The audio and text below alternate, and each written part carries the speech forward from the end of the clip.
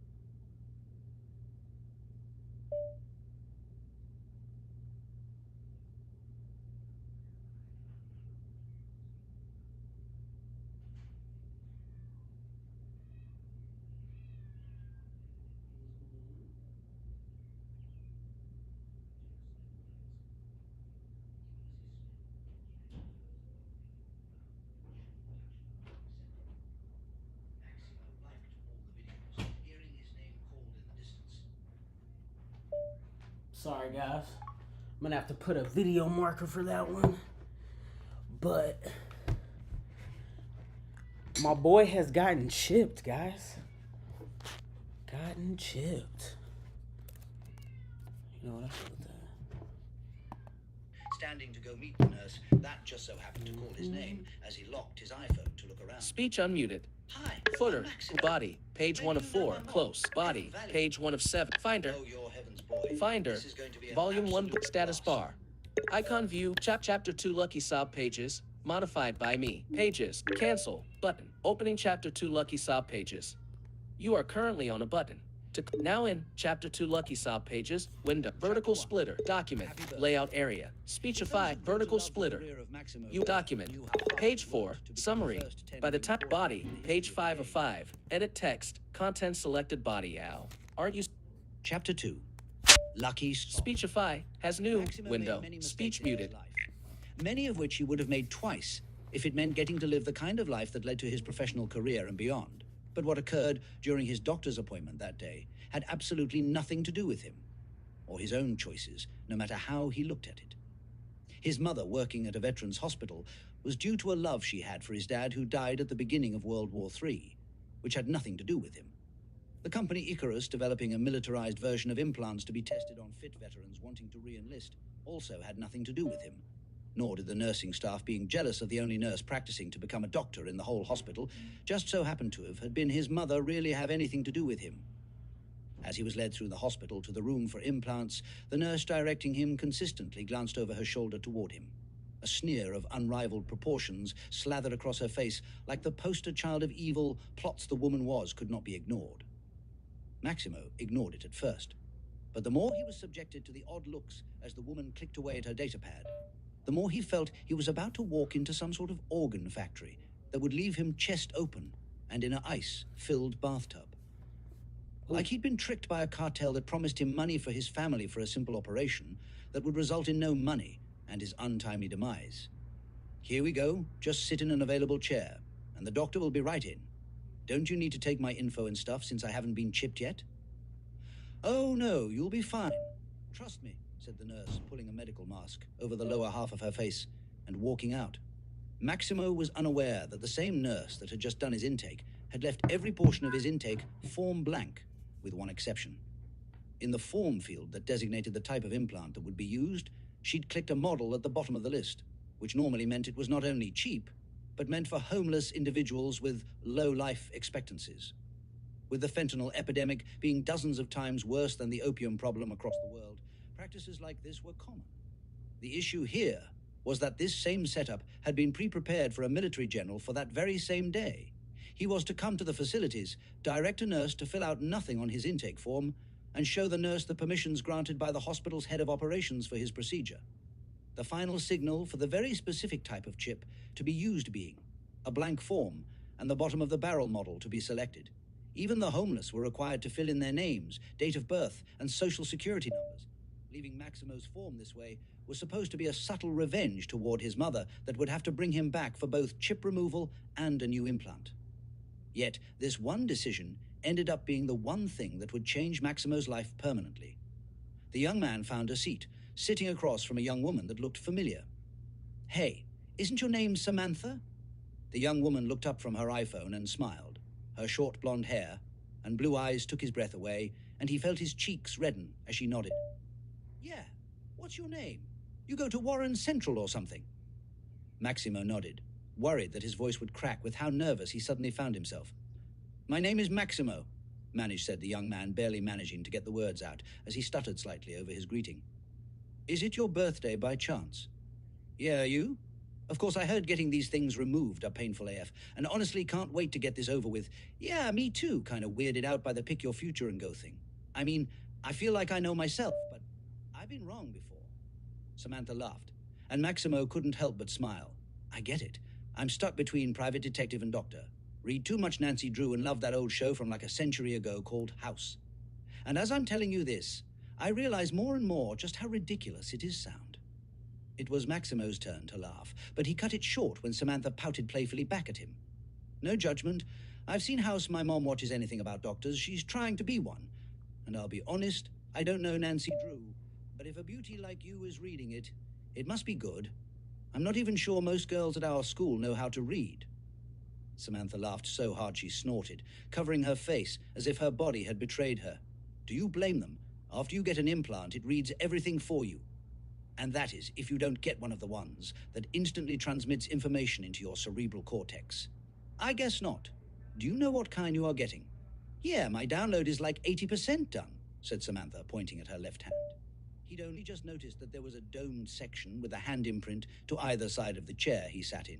Maximo immediately reaching out with his non-dominant right hand to place his palm against the dome, flattening his fingers slowly, somehow afraid the machine would bite him. How long did you have to wait for a doctor to come and start the process? Not long. Someone should be here to see you soon, said Samantha, and Maximo couldn't help but laugh. Sorry, said Maximo, noting that the beautiful girl put a real smile on at his laughter. You just reminded me of a nurse, and with how beautiful you are, I'm hoping that you just didn't get special treatment, and that I won't be waiting here until sundown, said Maximo, once more complimenting Samantha. She smiled once more, but before she could respond, Maximo felt a slight prick on the center of his palm, and a surge of energy fill his body, adrenaline rising like the rush of rapids near waterfalls. Hey, your nose is bleeding. Are you okay? Maximo tried to take a deep breath, but couldn't. He tried to lift his hand from the dome, and couldn't, all before a brilliant red box popped up in his vision. The first notification he'd ever received in his life popping into his vision before he passed out. Welcome to the Endless Drill System. Download in progress. 0.99% of 100%. First of 10 downloads beginning now. Maximo passed out and slumped in his chair, leaving a slightly worried Samantha yelling for help as the Endless Drill System began to direct military-grade nanobots through his entire system. Will someone please help in here? By the time Maximo woke up, a few hours had passed. He still sat in the same chair, and Samantha was gone. He sighed to himself, blinking slowly as he looked around, finding only his mother in the room, sitting beside him in one of the many implant chairs. You wouldn't have seen a beautiful blonde blue eyes, pixie-cut hair, long legs, amazing figure. I mean, absolutely to die for, would you? His mother looked up at him, temporarily dazed before she processed what he'd said, scoffing before she shook her head. Unless you mean the young woman who wrote her chip address on your hand before she asked me if you would think it was slutty of her to do so all before she found out I was your mother, and scurried off. No, I haven't. Maximo's eyes widened as he tried to look down at the numbers that were the equivalent to IP address written on his hand, but his mother had already risen, pressing his eyes open as she flashed a light into his irises, attempting to check that his eyes were dilating naturally.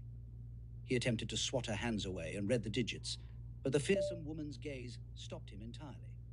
He groaned and rolled his eyes. Seriously, child, you get your implant and pass out completely, which is beyond irregular, and the first thing you are worried about is a pretty girl. What do you mean, Mama? This was an absolute young woman, if I may say so myself, and may be my future wife, said Maximo, still trying to glance at the numbers, even though he had no idea how to use them. Boy, stop moving your face. You don't even know where to type in that damn number, do you? No, but that is beside the point. You don't leave rare beauties on the line. You gotta give them something to drink. Who are you, and what have you done with my innocent boy? I knew this day would come. But why so soon, Lord? Said his mother dramatically, placing a free hand to her heart. What can I say? People always told me I'm one lucky so. The hand on his mother's chest echoed as she slapped him faster than he could blink. A pointed finger directed at his face more threatening than any gun would ever be to him in that moment was enough to shut him up, until the pain of being backhanded flooded his senses. Ow, aren't you supposed to be making me feel better? Damn, Maximo. Speech on footer, body, page Alright, 5 so- of 5. Edit text. This is where it gets real, y'all. Footer, group, close, body, page 1 of Finder. Find Chapter 3 Endless Drill System pages. Mod pages. Now in Chapter 3 Endless Drill Selected body Chapter 3 Endless Drill System. Copy. Actions available. Format text quickly by voiceover jumping to the formatter. You are currently on a text area inside of a page. To add comment, hide headers and footers, jump to page format, and bookmark. Press Control, Option, Command, space first to bring up the action menu. Speech muted. Chapter 3. Endless Drill System. Maximo didn't want to admit it, But the system for his implant was both far more dynamic than he assumed it would be, on top of 10 times as difficult to use as everyone had suggested. He'd followed the instructions like his mother prompted him to while she drove him to school during her lunch break, and was lost in pages upon pages of pop-ups. The questions had been simple at first. Name, date of birth, social security number, which he assumed he had to fill out because the nurse did none of his digital intake forms, and then the questions transitioned. He was forced to fill out every hobby he'd ever had, as somehow the chip knew when he had more to give for his answers. Each and every passing thought that he would normally ignore when answering personal questions about himself was required, which took him the majority of the morning as he waited for his mother to free up. The ride was short, and before Maximo knew it, he was in 6th period, answering questions for an IQ test that he was never told about. His 5th and 6th period teachers found his initialization period to be strangely long, but knew the young man wasn't lying, as the teaching functionality given to teachers while on the school premises was enough to tell him that he was truly working through the setup for his chip. As students doing updates and maintenance on their chips were often either excused from class or allowed to work through the processes during class, his teachers, with a single mental click within their own overlays, were able to check on what he was viewing, and did. Both teachers even more confused by the advanced test, seemingly more difficult than the SATs being displayed through their screen share functions. By the time he finished, he was halfway through his math class, the final period of the school day boisterous, as the teacher left his fellow students to work on the whiteboards that lined the room. He was mentally exhausted and pushed his overlay to the back of his mind, making all the menus and widgets he still hadn't sorted through completely transparent. He tried to rest his head on his desk, but a tap on his shoulder from his math teacher, Mr. Edgar, brought an abrupt disruption to any ideal napping potential. It seems you have completed your initialization, young man, and as there isn't much time left in the school day, I'd like for you at least try and work on the assignment for today's class. Maximo was so tired that he didn't even try and argue, even though it wasn't unrealistic for the young man to sit out of an assignment that he'd missed the lesson for entirely. Still, Maximo rose to his feet and walked to an open section of the whiteboard. A simple calculus problem popped into existence, and he sighed. It wasn't until he lifted the stylus to write an incorrect answer that for the first time in his life, his implant stepped in to help. What the fuck? Maximo looked around nervously, hoping that nobody noticed his outburst as a video of Mr. Edgar started to play in the corner of his vision. Today, we will be using real numbers to understand the basics, started the math teacher, and Maximo's eyes widened at the step-by-step instructions given. Following the explanation, he found the problem to be simple. The more he worked, the more of the day's lesson was shown in short clips to Maximo, helping him complete the work simply and even before the bell rang for the end of the day. Maximo couldn't help but smile, as math was one of his worst subjects, but with the use of the prompts, he found that his struggle was far less ridden with anxiety, allowing him by the end to complete the last 10 problems without assistance at all. The thought that a small video would step in to help if he was making a mistake enough to give him a new sense of confidence. Good job today, young Maximo. Good job. Keep it up, said Mr. Edgar, as Maximo gathered his book bag. Maximo simply waved, giving the older man his best smile as he made his way out of the classroom. Maximo was glad to be done with the school day, ready to get home and maybe play a few hours of relaunched Vintage, one of the world's highest-ranked MMOs, and he almost made it onto the school bus that drove nearest to his neighborhood, only to be yanked backward by his brother. Not today, punk. Mom gave me your chip address and I paid, so come on. A promise is a promise. Damn it. I honestly forgot, dude, said Maximo, his brother still dragging him along by the handle of his book bag. Whatever. I just need you to hand out water and pay attention to the opposing team's lineups. It's just a scrimmage, so we shouldn't even be here all that late. Anything in particular I'm scouting, or do you just want trends? Asked Maximo, turning around to walk alongside his brother. Trends? But if you see anything I should notice, tell me ASAP, said Brad, patting Maximo on the back. The brothers made it toward the field, and before Maximo knew what was happening, the game had begun. In all honesty, he barely paid attention at the beginning, but everything changed when his overlay began to ping. He pulled the invisible menus from the back of his mind, and informational pop-ups began to spread across the limits of his vision. Wargames function triggered. The notification hung in the center of his vision until he mentally clicked it, his overlay beginning to show a new perspective of the game he'd once loved. Above each player's head was their number, and various letters, AF, with the exception being his brother. His name hung above his helmet with a beautiful S in gold. When he focused on the letter, a series of stats came up, causing Maximo's eyes to widen. Strength, agility, perception, tactics.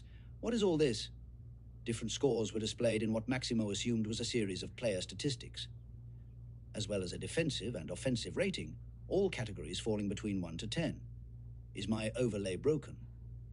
The question rang through Maximo's mind like a gong, making his heartbeat drum wildly, and his thoughts run even more out of control. It took the majority of the first quarter for Maximo to calm down, not truly understanding the majority of what was being displayed by his overlay. He'd seen a prompt earlier that day that suggested that his chip was downloading informational packets of data on his interests, but this was far more than a simple package of info on football. He'd clicked coaching sports as an interest as a joke, remembering his stepdad saying once that any good player knew as much as his coach. Now, though, he wondered if he should have been more refined in his interest selections earlier that day. Yet as he watched, he started to notice more and more about the scrimmage going on in front of him, potential injuries being ignored by players flashed with a softly pulsating red outline that encompassed the limbs being overworked or heavily damaged. Failures to execute specific play-making actions key to the success of either the offensive or defensive plan formed a listed log that compiled in the bottom of his vision, which Maximo found out were clickable.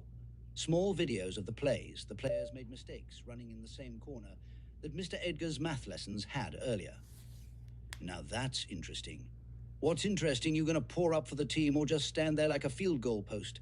Came his brother's voice, pulling Maximo from his thoughts and the depths of his overlay.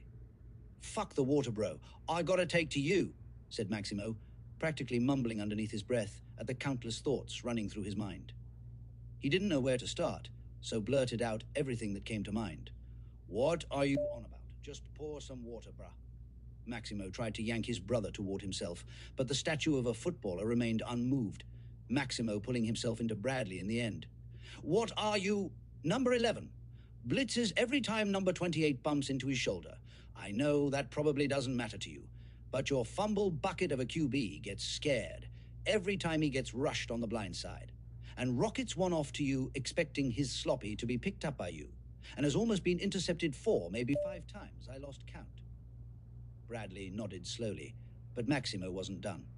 Allen is making his passes in your direction obvious too. He rotates his wrist every time he is going to throw a long ball, and I'm the only one fast enough to make it to the outfield for a long pass on our team currently, said Bradley, picking up where Maximo left off after he trailed off, glancing toward the outfield, and then back to his brother. Yeah, exactly. Anything else? Maximo nodded. Sub out Pressman, I think he pulled something. He's running funny. Bradley nodded slowly before he patted Maximo on the shoulder, chuckling. I'll talk to the coach about that. But in the meantime, said Bradley, looking at the empty water cups lining the drink table, pour up some water cups. By the gods, yes. You're making me look bad. Nobody else's family does this bad, and I paid you MaxiPad. Maximo swatted his brother's hand off his shoulder and flipped him the bird. A gesture his brother returned with a smile. I'm on it. Just have Allen start shotgunning a few short passes to the right-hand side. Most of their plays are set to transition to the left because of how many of his passes end on that side of the field. Maximo didn't see the nod that Bradley gave to him, nor did he see Bradley pull aside the Warriors' quarterback Allen to share the information. Instead, he filled up water cup after water cup, truly not wanting to let his brother down. Finally, the whistle to resume play was blown, and Maximo turned around, water cup in hand, as the mid-afternoon sun started to make him sweat profusely. He took a sip and sighed, doing his best to take deep breaths. Let's see if I'm crazy or just losing it slowly. All right, y'all. Speech unmuted. Finder. Volume 1, page close. Body. Find chapter 4. We are not the Titans. Pages. Now in footer. Body. In edit text page 1 body chapter 4. Copy. Actions available. Format text quickly by voiceover jumping to the formatter. You are currently on a text area inside of a page. To enter text in this area, type speech muted. We are not the Titans. Maximo truly felt for his brother. He was, from what Maximo could tell at least, playing at NFL levels of quality on a piss-poor team. Maximo realized that his brother had one issue, however, that would eclipse his bad teammates, and that was a lack of star power. It didn't matter how much better than everyone else Bradley was if his quarterback couldn't throw, if his offensive lineman couldn't stop a blitz, nor if every safety had the freedom to mark him solely as an interception factory. The second half started, and Maximo looked at everything on the field differently. Whatever ranking system his implant was using painted a picture that showed him that his brother would never make it to the NFL, as no one would ever see his talent before he was forced to play college ball, rather than be drafted straight out of high school. The days of finishing school before being drafted were long dead. Much of why their team was so bad was due to exactly this. The NFL had enough money to buy players as freshmen and replace them the following year if they didn't score, constantly. A problem the opposing team was not having. The Uptown Crusaders had an A-ranked quarterback surrounded by a pack of B and C-ranked players, while Bradley was an S-ranked player, being backed by a group of D and F ranks. "This is terrible. You're goddamn right it is," said a gruff voice beside Maximo. He looked over to see the head coach for the Warriors not even a yard from him. "Sorry, coach.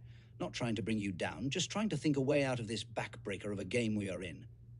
Maximo tried not to laugh, but the chuckle the coach let go had a way of pulling a laugh out of anyone who heard it.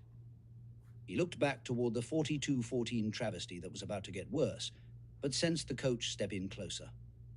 "What are you thinking, youngster?" asked the man, which made Maximo wonder why he would ask him, but wanting to pay attention to the game, he looked back and told him what he was seeing moment by moment. Their offensive line is so much stronger than our defensive line that their quarterback can literally stand stress-free in the pocket.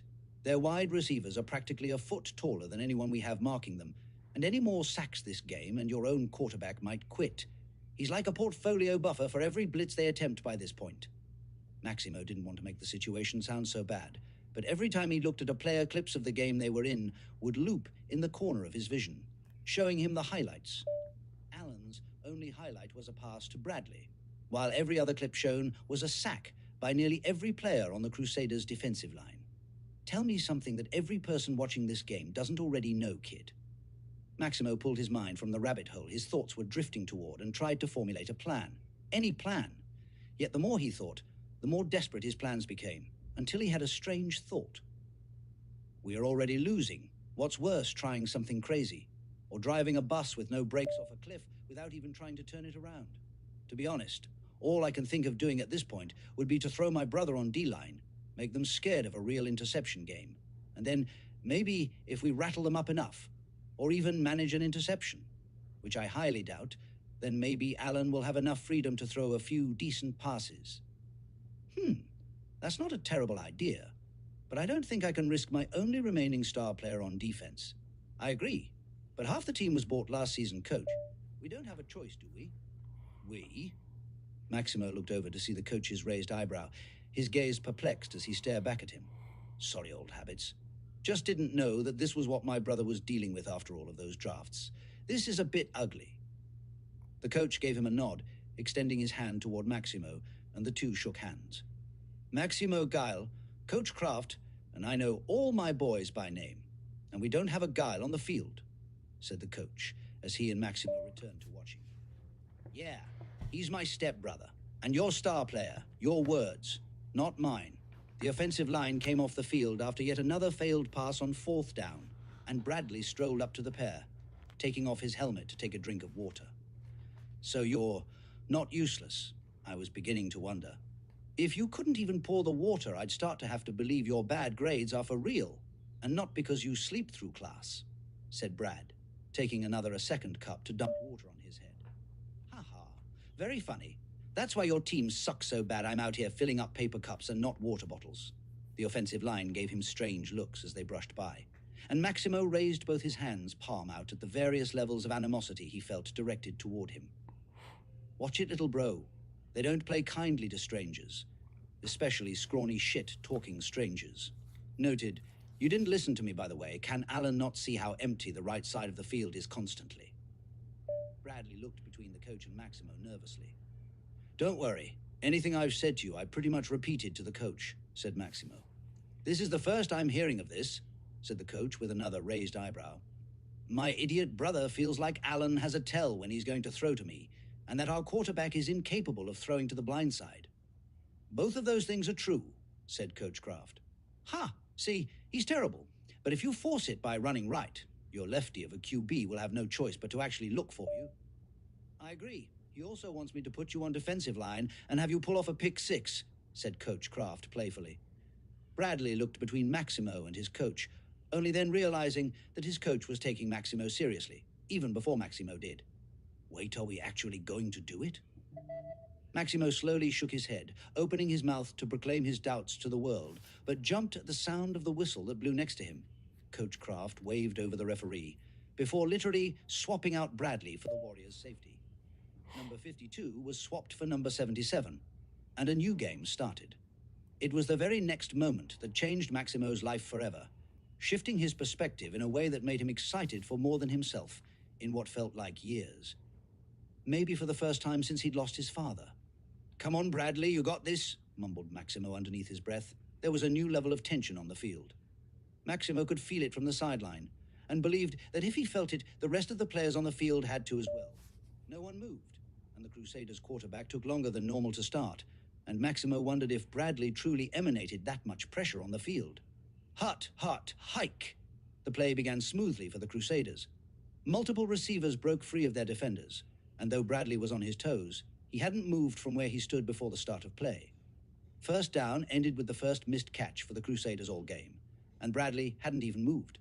Just before the enemy quarterback threw, he'd looked for Bradley's position, which gave the Warriors' defense just enough time to get through to him, resulting in a wild pass that went wide as he was tackled.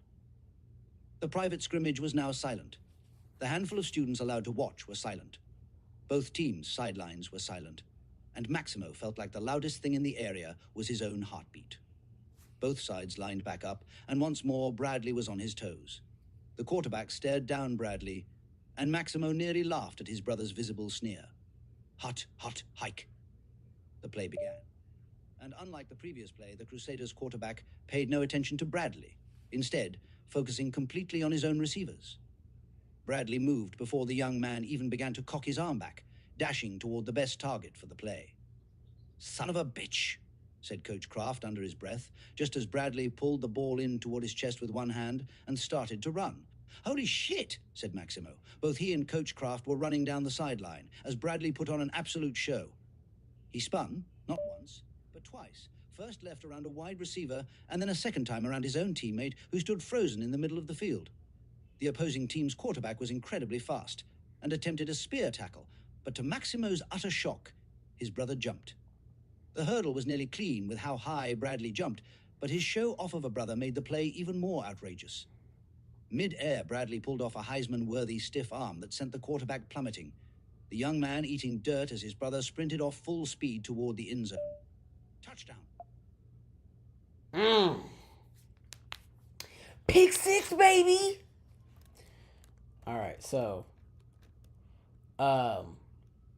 they're losing this game, by the way. Yeah. All right.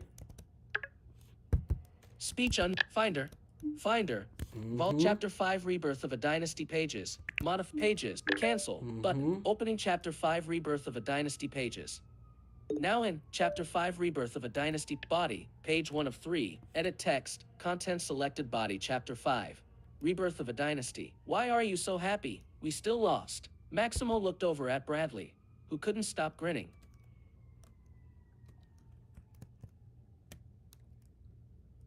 Speech muted.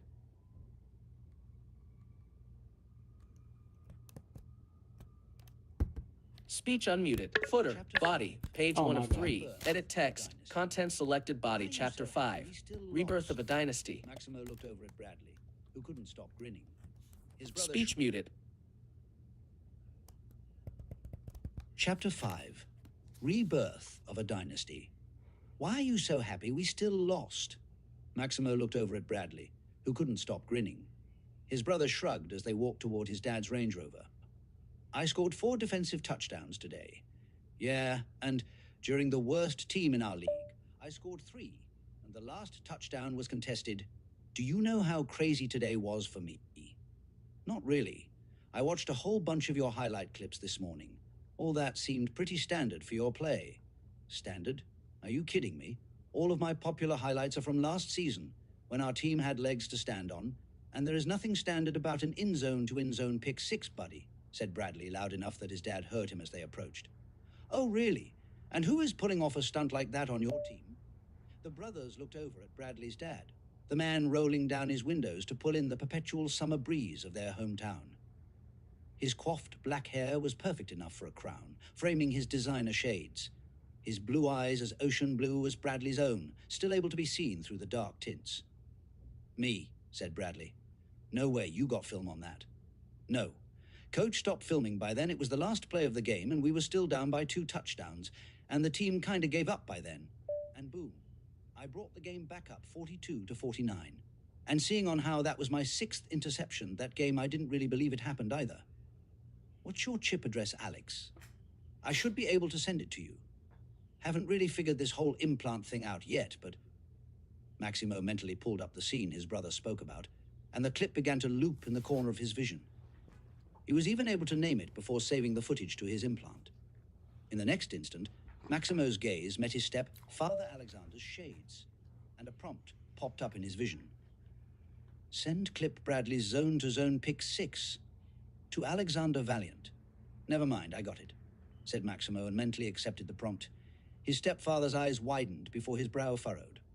Maximo assumed the shock was due to the skillful play he was analyzing mentally, not knowing that sharing videos through implants was a feature that only incredibly expensive implants were capable of. Damn, you really are my son, aren't you? You know it.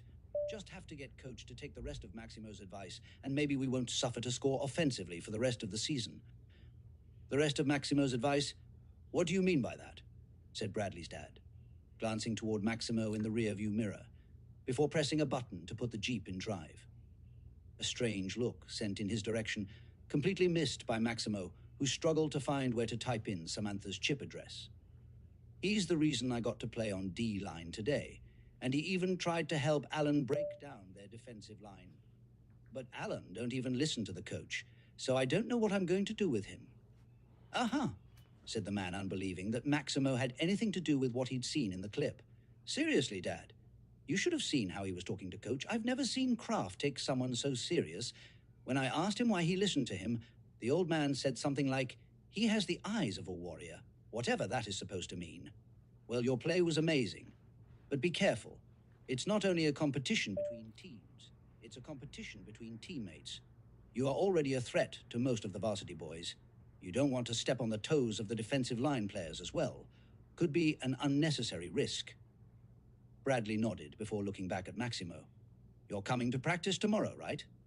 Maximo, by that point, had found the messaging function of the ICW, otherwise known as the implant chip web, and had erased a half-dozen first texts to Samantha, struggling to find the right words.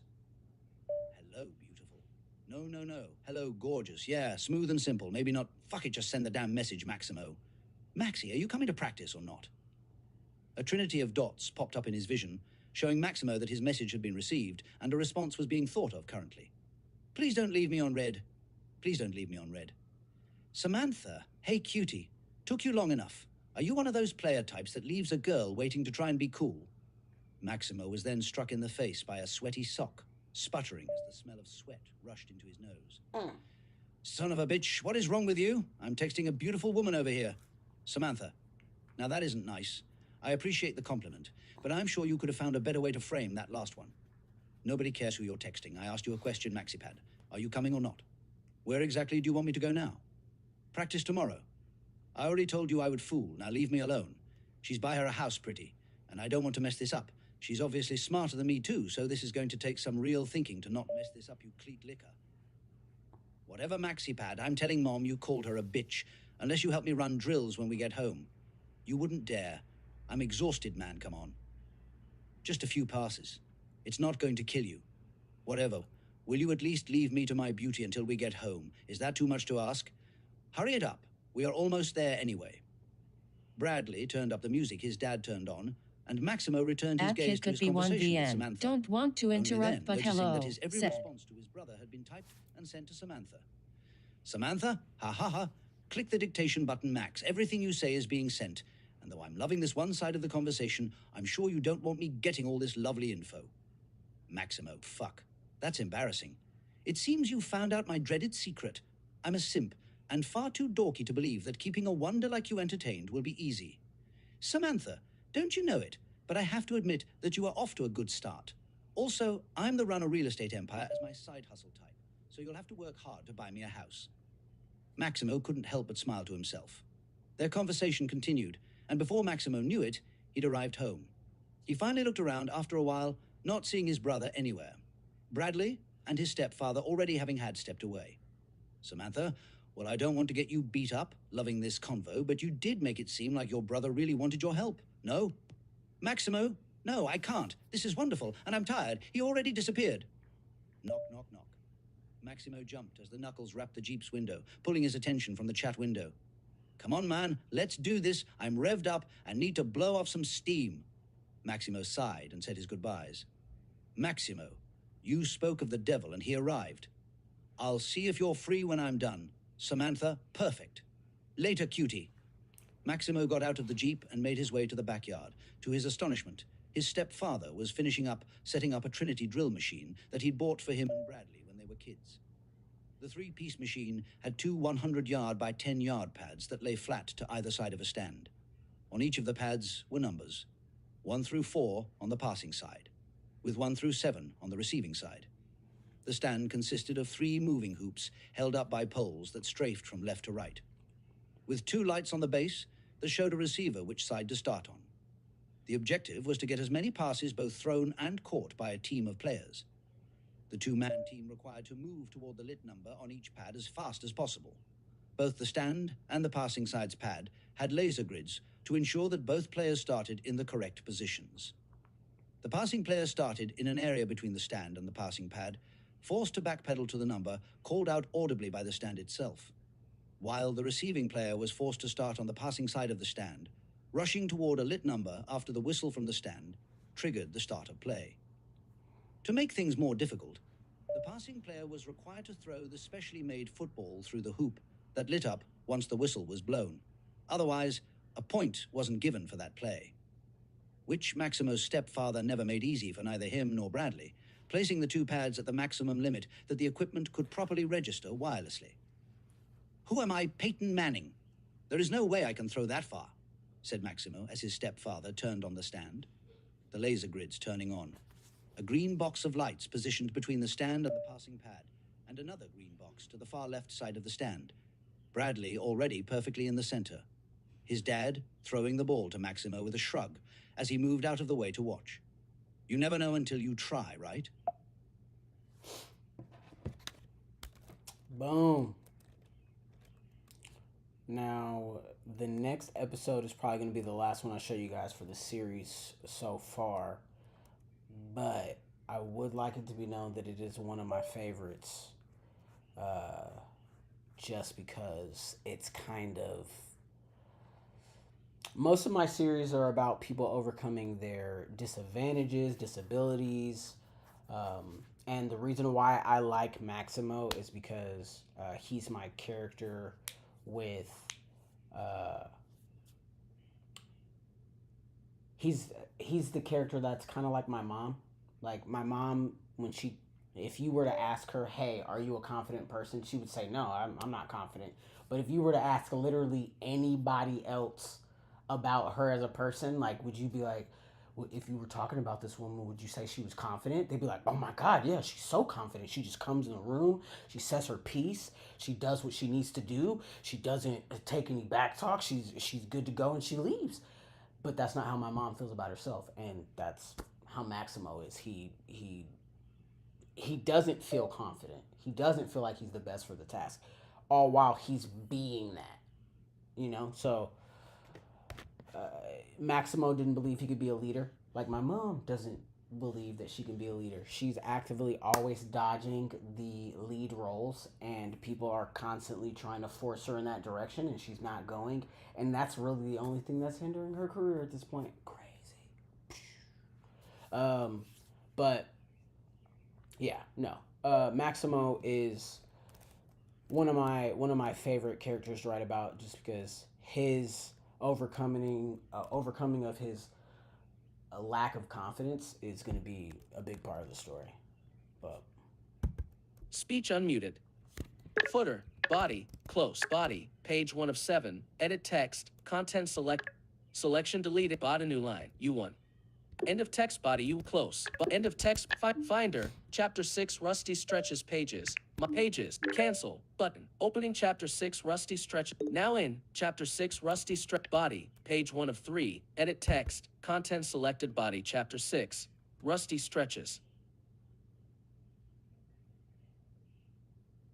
Speech muted. Chapter 6. Rusty stretches. Maximo held the ball in his hand and glanced toward his stepfather. The man sneered in his direction in a way that told Maximo that he was waiting for his inevitable failure. He hadn't thrown a football in years, not since he'd had his throwing arm broken in 3 places, a fear that his stepfather was fully aware of, as his entire family had dealt with him waking up screaming after he'd been trampled by an enemy team trying to ensure that his team lost. A feat that wouldn't have occurred without Maximo being taken out of the game. Yeah, let's do this. I'm down. Triggering drill functions. Maximo pushed aside the notification, having no idea what his implant was indicating. As soon as he stepped into the laser grid on the passing side of the Trinity drill machine, various videos began to play in the corner of his vision alongside a beautiful voice. Hello, Maximo. Since this is your first time using the drill system, you have triggered an informational tutorial. Would you like to engage the precision tool while using the throwing skill? Maximo's eyes widened, and he froze, taking in the videos of the best quarterbacks throughout the history of the NFL, all going through the motions of throwing a football. Yes, thought Maximo hesitantly, only for the voice to return, speaking aloud his next notification. Precision tool engaged. Throwing skill activated. You sure you want to do this? Came Bradley's voice, pulling Maximo's attention from the menus of his implant's overlay. Yeah, I think so, said Maximo, honestly feeling a tad more confidence than he did previously. Okay, Pops, start it up, said Bradley. Maximo jolting slightly at the whistle that signaled the first round was about to start. Maximo took a deep breath, his palms immediately starting to sweat at the mere thought of throwing the football. He'd thought that he and his brother would simply be tossing the ball back and forward, only to walk into the backyard and feel like he'd signed up for something entirely different. The whistle blew once more, and the drill machine shouted with a robotic voice. The number 3 was given, and Maximo moved quickly as Bradley bolted toward the number 7 that lit up on the receiving pad. Once on the lit 3, the middle hoop lit up, and for the first time in years, Maximo tried to throw a football. Unlike any time in his past, however, many things were different. The moment he moved to throw, his entire world slowed down, and a golden line arced through the air where Maximo aimed the football. Maximo blinked, and the line remained, moving up and down as he tilted the nose of the ball higher and lower as he aimed. What the fuck? It wasn't until Bradley waved his arms in the distance that Maximo realized that he was just standing there with the ball. I can't watch this shit show play out, said his step. Dad and the man strolled toward their back door, snickering under his breath as he shook his head ashamedly. Come on, bro, you're driving up our time. Just throw it already. Maximo looked between his stepfather's back and Bradley's own eager gaze. It was hard for him to ignore the man's laughter at his anxiety to throw the ball. The man's own career had been filled with injuries that he wore like badges of honor. So he understood to a degree why the man saw his fear as weakness. Yet it wasn't the want to prove his stepfather wrong, nor overcome his own fears that made him throw the ball in that moment. It was the eagerness shown in his brother's arms to play football, a happiness that when Maximo thought about it, he hadn't seen on his brother's face since they'd played last. So he threw the ball, hands sweating and trembling, with visions of his own dismantling by enemy football players flashing through his mind. He threw the ball. The golden arc filled his vision, and he tried to make the ball follow where he aimed. Everything slowed, and he followed practiced motions that his body would never unlearn or be able to forget.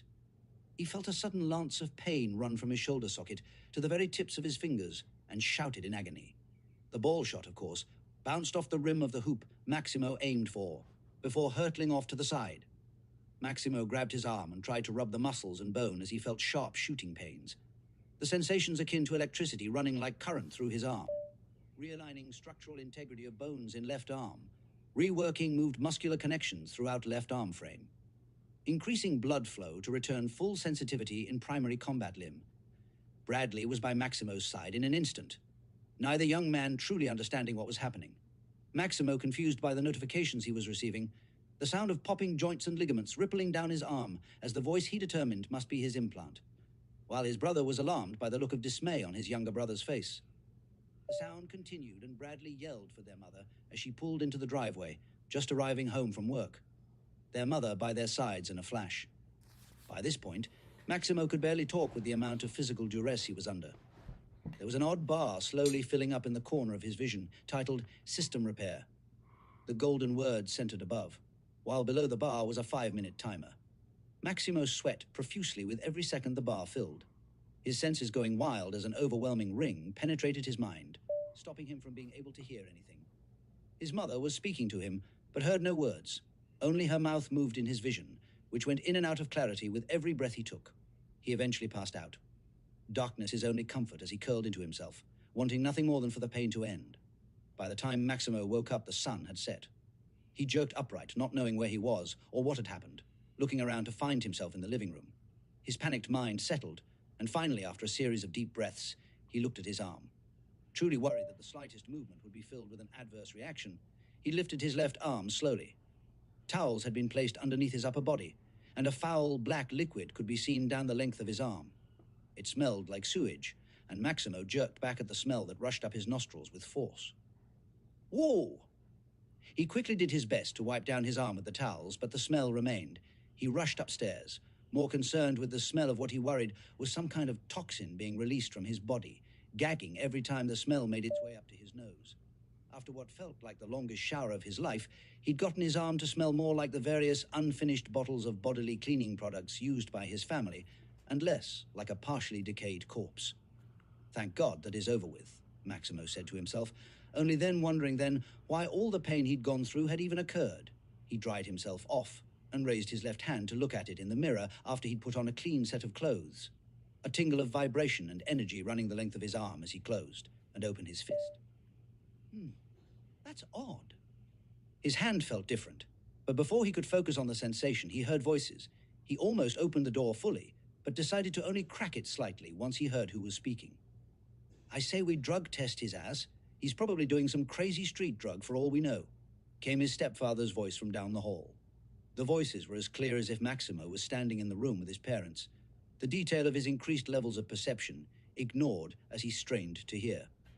For all we know, that could have been a discharge from the nanobots running through his system. You know that some older people who took the COVID vaccine that got implants ended up having a lot of strange things happen to them, responded his mother in a tone that told Maximo that she was obviously frustrated. The argument continued in this way, his stepfather making more and more outlandish claims and his mother doing her best to defend him. Yet the more they spoke, the more Maximo felt like he was intruding on something personal. He couldn't stand it after a while longer and snuck out of the bathroom, messaging Samantha on the ICW. Maximo, so you want to be a doctor, right? Ever seen someone get an implant and their body leak sludge? Samantha, dude, are you reading my thoughts right now? I mean, hey, what's up?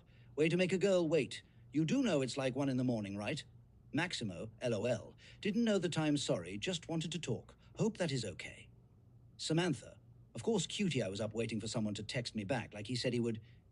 Maximo, my bad, some strangeness occurred this afternoon, but what did you mean by that mind-reading comment? Is that whole sludge thing really a thing? Samantha, dude, the web is blowing up with people excreting strange black glue from their bodies and pretty much getting fucking superpowers. Maximo, bull, show me. The series of videos was vastly underwhelming to Maximo as he watched. He sat down on his back porch, surprised to see the Trinity drill machine still positioned in the middle of their backyard in the distance. Instantly pulled back toward the videos once Samantha texted him. Samantha, amazing, right? Maximo, I guess, don't really see what is so important about this dude balancing on a toe and this other girl's painting of the New York skyline. Samantha, good to know that you're the type not to read titles. LOL, the boy balancing couldn't walk literally half a day before that video was shot. And the girl had a level of Parkinson's disease that took away her ability to draw or paint completely. Black sludge pours out of their bodies and boom. That kid is a friggin' gymnast and she turns into Picasso. Maximo looked back at the videos, stunned. After having his implant read the attached articles for both, he was absolutely blown away.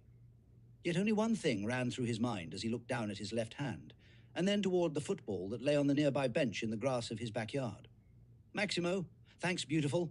Got to go jump off a roof and see if I can fly. Okay, I'm gonna give you one more. I'm gonna give you one more because I thought it was this next episode that was the last one. Hold on.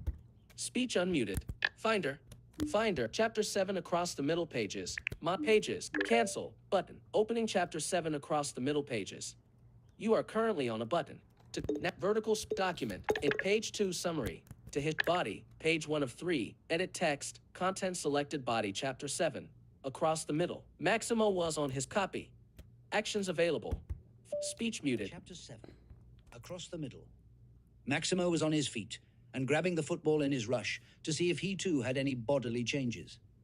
He felt ridiculous how excited he was, feeling nervous as he turned on the machine and set it for solitary practice. Okay, Maximo, just throw the ball. No big deal.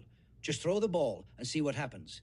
He made sure to turn down the system's volume on the drill machine to ensure that he didn't bother his parents or the neighbors with the piercing sound of the whistle that would sound for each play, but left it loud enough to hear what numbers were called. There was a large amount of space between his family's land and the property line that separated them from everyone else, but the family had been called out for disturbing the peace when he and Bradley had played together as youngsters, which Maximo wanted to avoid. He took a deep breath and started the machine. Once centered in the laser grid on the passing side, he watched the clock on the machine's base count down from 10. He grew more excited with every second that ticked away, a new sense of untapped energy thrumming through his body as the timer struck 3. No pressure, Maximo. Just throw. The whistle blew, and the numbers 1 and 3 were spoken by the machine, and Maximo moved, precision tool engaged, throwing skill activated. 2 notifications flashed as soon as Maximo stopped on the designated number behind him on the passing pad, and everything slowed as he took aim. A golden line appeared in his vision, and Maximo aimed through the top hoop as it lit up. He noticed that even the slightest of movements he made to the position of his wrist while he lifted his arm moved the line's endpoint. Can I maybe even hit the number on the receiving pad with this thing?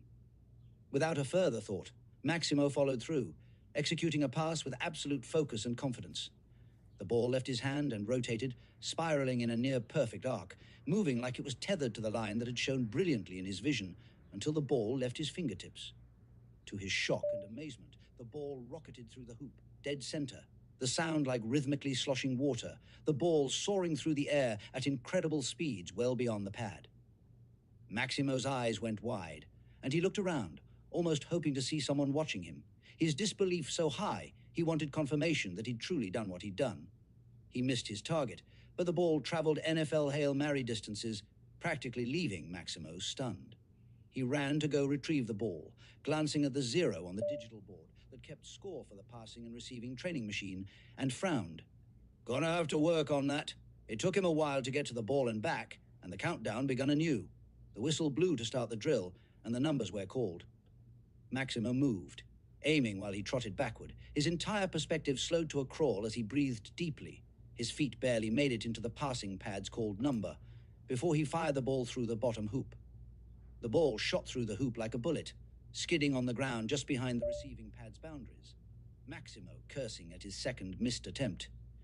No flashes of terror, no long-buried fears plaguing him, only a soft disappointment at a small failure.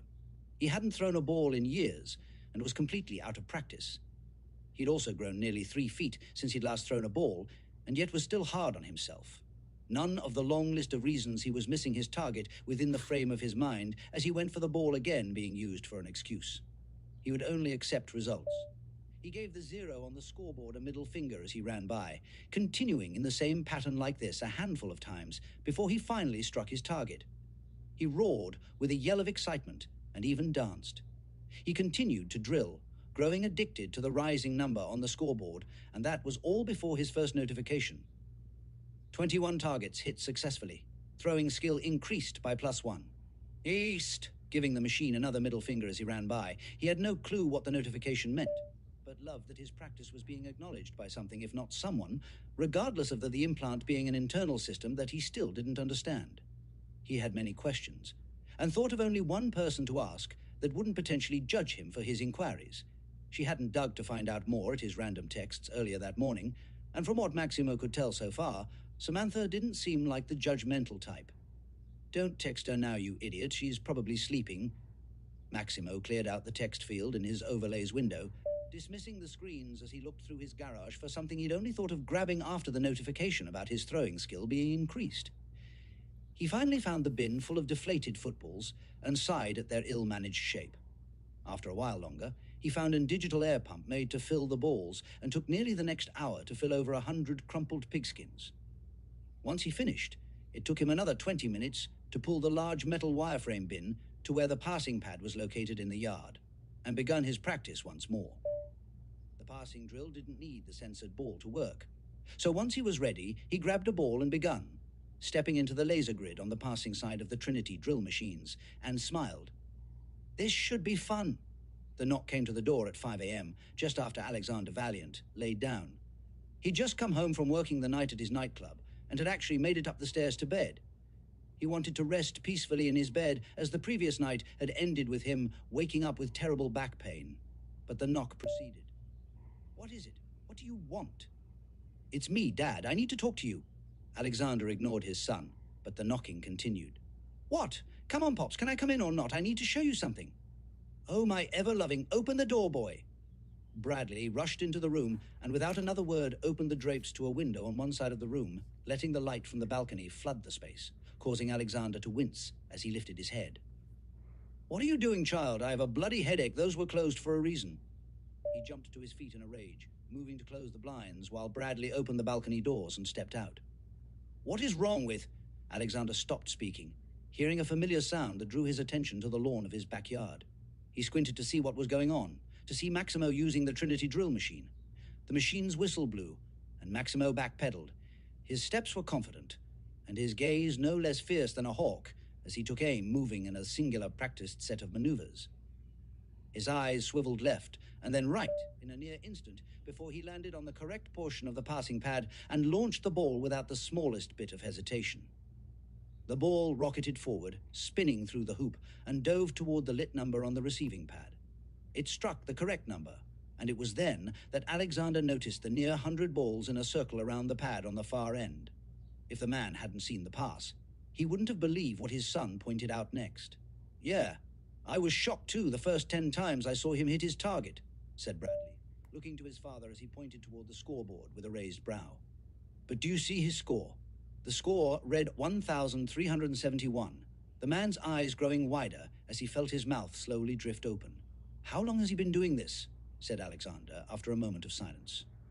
"No clue, but before the sun even started to come up, I know that—" "What are you two doing out here?" came Alexander's wife's voice from behind the pair.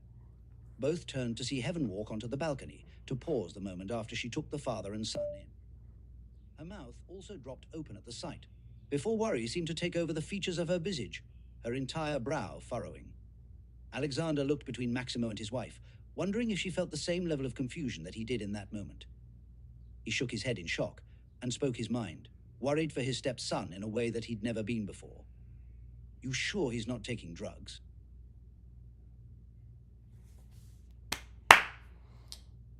Part one, guys. Part one refresher for Across the Middle.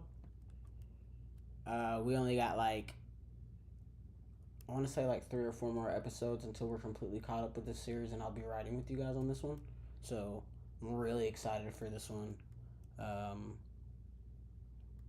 Yeah. I'm going to keep you guys in the loop. Like I said, this one is my lowest so far at 67 in a month. And I know sometimes people post 4 or 5 times and they get 10 or 0 or whatever it may be.